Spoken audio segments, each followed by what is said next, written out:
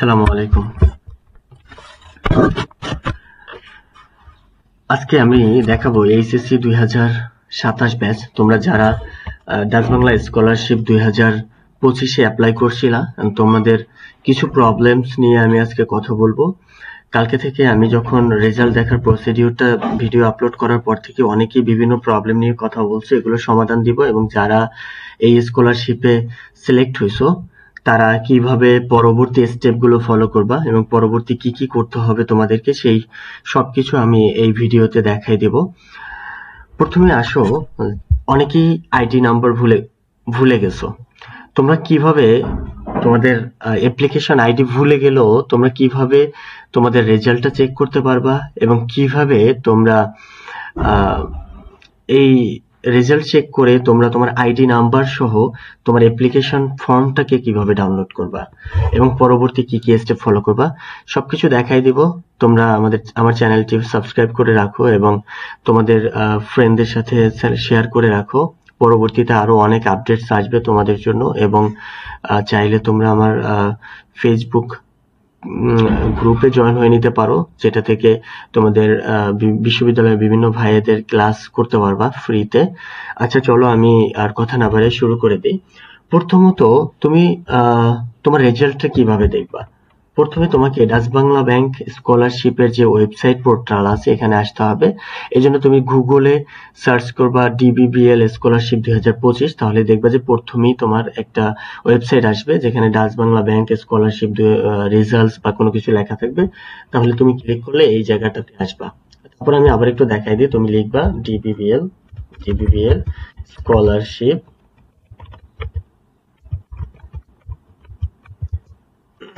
SSC 2025 2025, ঠিক আছে? Search করো। সার্চ করলে দেখো এখানে স্কলারশিপ রেজাল্টস আর স্কলারশিপ। তোমরা স্কলারশিপসে ক্লিক করবে, কারণ স্কলারশিপ রেজাল্টসে ক্লিক করলে এটা একটু গোজামিল হবে। এখন প্রথমত তোমার কাছে যদি আইডি নাম্বারটা থাকে, তাহলে তুমি কিভাবে দেখবা যে তুমি প্রাইমারি ভাবে সিলেক্ট হইছো কিনা?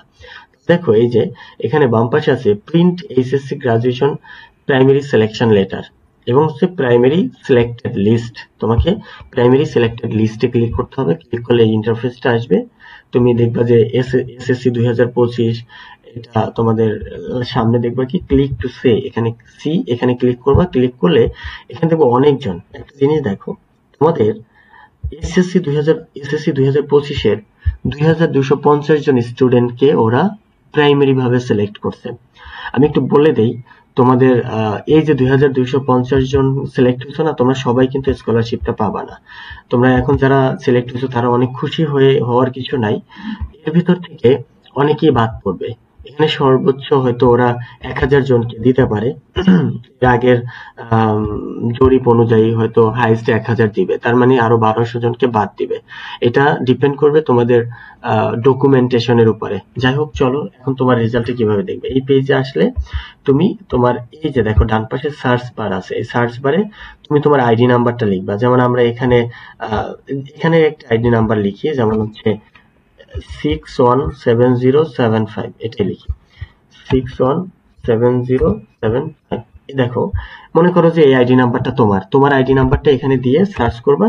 করলে দেখো তো, যদি দেখো যে তোমার নামের এখানে একটা লিস্ট আসছে, ডিটেলস, অ্যাপ্লিকেশন আইডি, নাম, জেন্ডার, বাবার নাম, মায়ের নাম এবং পার্মানেন্ট অ্যাড্রেস যেটা আছে, সবকিছু যদি আসে তাহলে বুঝবা যে তুমি সিলেক্ট হইছো। তখন তোমাকে পরবর্তী স্টেপে যেতে হবে, যেখানে যে তোমার এই পুরো প্রাইমারি সিলেকশনের ফর্মটা, তুমি টোটাল ফর্মটাকে ডাউনলোড করবে। আমি একটু এখন দেখাই দিই।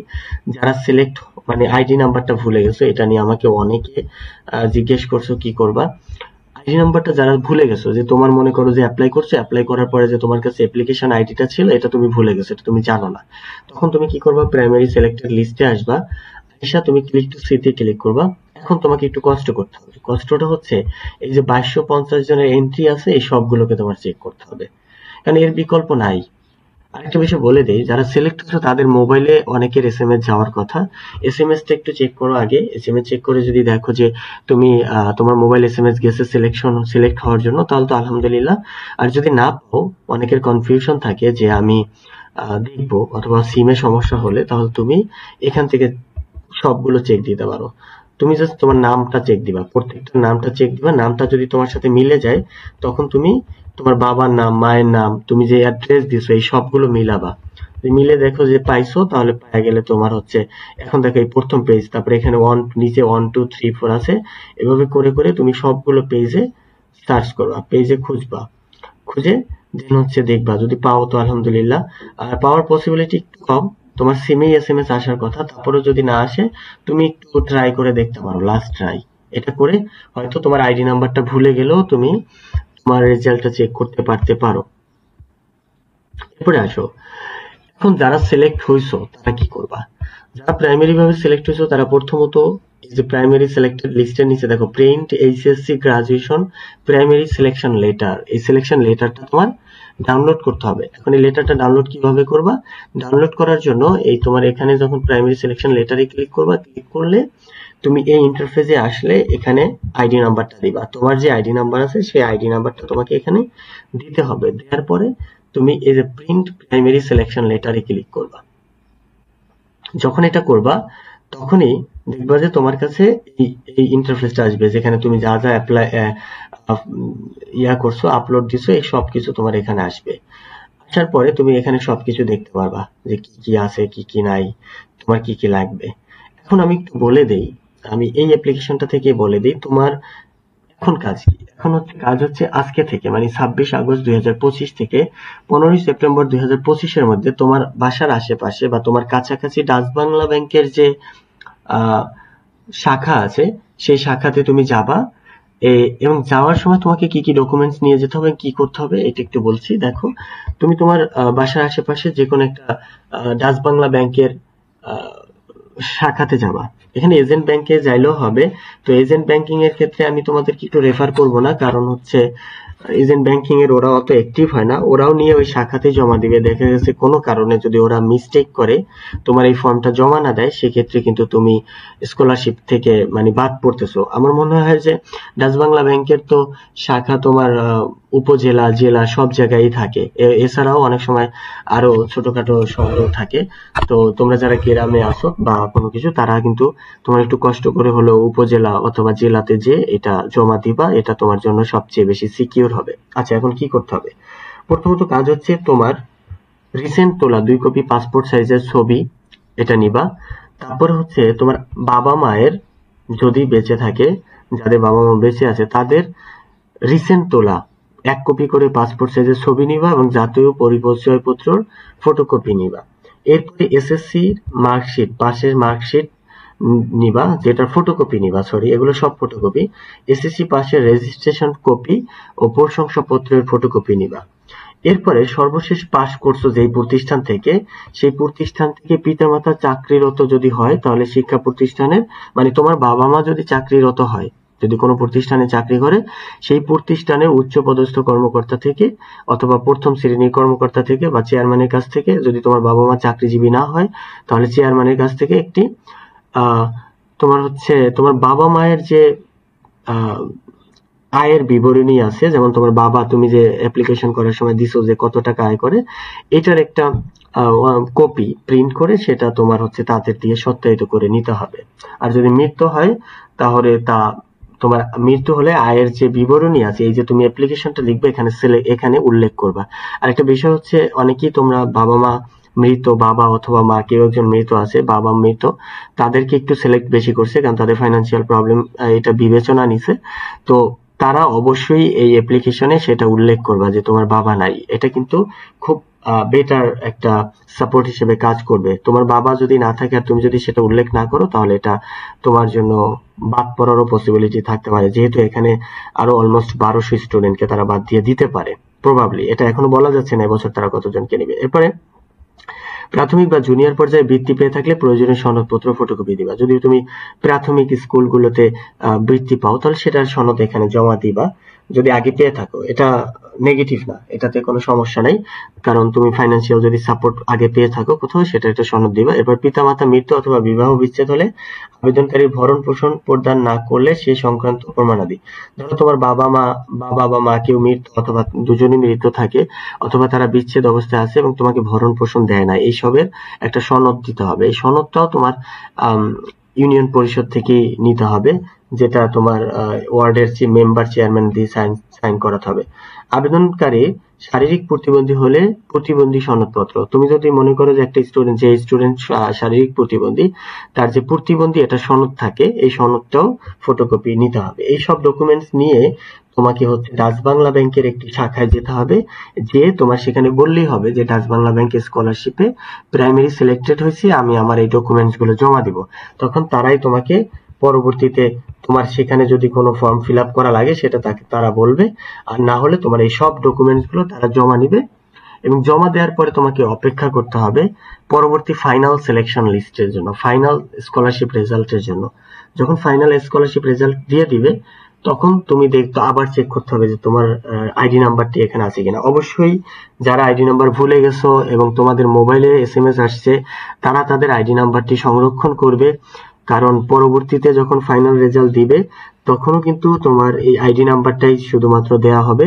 আরেকটা বিষয় হচ্ছে, তোমরা এখন যে সিলেকশন লিস্টের যে প্রাইমারি সিলেকশন লেটারটা যে ডাউনলোড করতেছো বা প্রিন্ট করতেছো, এটার একটা কপি তোমাদের কাছে রেখে দিবা, এটা পরবর্তীতে লাগতে পারে।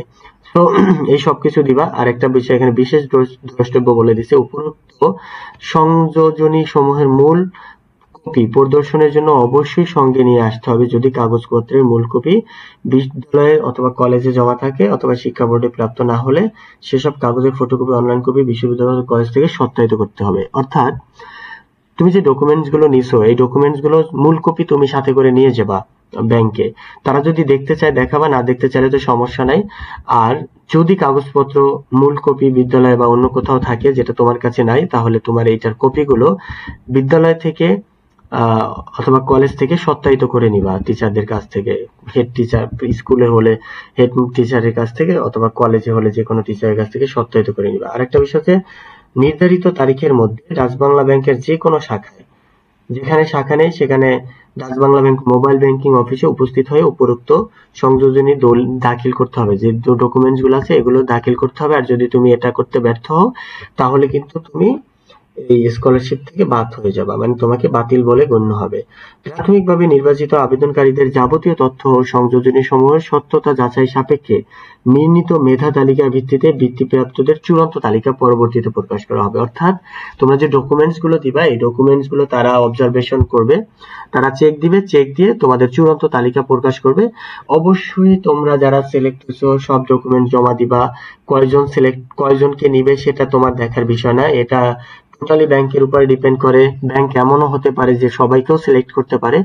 সুতরাং তোমরা সব ডকুমেন্টস গুলো তাদের কাছে জমা দিয়ে আসো একদম প্রপার ওয়েতে, এবং তাদেরকে দেখায় যা সবকিছু বুঝিয়ে দিয়ে আসো এবং খুব তাড়াতাড়ি দিয়ে আসো, লেট করার দরকার নেই। যেহেতু তোমাদেরকে একটি নির্দিষ্ট ডেডলাইন দিয়েছে যে 26 আগস্ট থেকে আগামী 15 সেপ্টেম্বর পর্যন্ত, কিন্তু তোমরা যত তাড়াতাড়ি সম্ভব ডকুমেন্টস গুলো জমা দিয়ে আসো, এটা সব থেকে ভালো। এবং একটা কাজ করলে আরেকটু ভালো, যে তোমার ডকুমেন্টস গুলো যদি সব সম্ভব হয় একটু সত্যায়িত করে ফটোকপি গুলো সত্যায়িত করে জমা দিও। সেটা এটার ক্ষেত্রে তোমার স্কুলের যে মার্কশিট যেগুলো আছে এগুলো তুমি তোমার প্রাইমারি হাই স্কুলের হেড টিচারকে দিয়েও তুমি সত্যায়িত করতে পারো, অথবা যদি কোনো কলেজে ভর্তি হয়ে থাকো সেই কলেজের টিচারকে দিয়েও সত্যায়িত করতে পারো, কোনো সমস্যা নেই। এটা করলে আর তোমার ডকুমেন্টেশনটা ভ্যালিডেশনটা হয় আরো সুন্দর হয় এবং স্মার্ট হয়। ধন্যবাদ সবাইকে। তোমরা আবার একটু বলে দিই, তোমরা যারা স্কলারশিপ অ্যাপ্লাই করছো তারা নিশ্চয়ই কোনো না কোনো প্রবলেম আছে, তোমরা চাইলে আমাদের ফেসবুক গ্রুপে যুক্ত হতে পারো। সেই ক্ষেত্রে তোমরা কমেন্টস করো, তোমাদেরকে গ্রুপের লিংক দিলে তোমরা জয়েন করো, এবং সেখানে তোমাদের ঢাকা বিশ্ববিদ্যালয় সহ অন্যান্য পাবলিক বিশ্ববিদ্যালয় ভাইয়াদের মাধ্যমে আমি ক্লাস নেওয়ার ব্যবস্থা করে দিব, যাতে তোমাদের একাডেমিক পড়াশোনার জার্নিটা আরো সহজ হয় এবং তোমরা বিশ্ববিদ্যালয়ের পথে আরো সুন্দর একটা নিয়ম মেনে এবং সুন্দর এবং সহজ পথে আগাতে পারো। এই ব্যাপারে তোমাদেরকে যাতে হেল্প করা যায়। ধন্যবাদ সবাইকে, ভালো থাকো সবাই।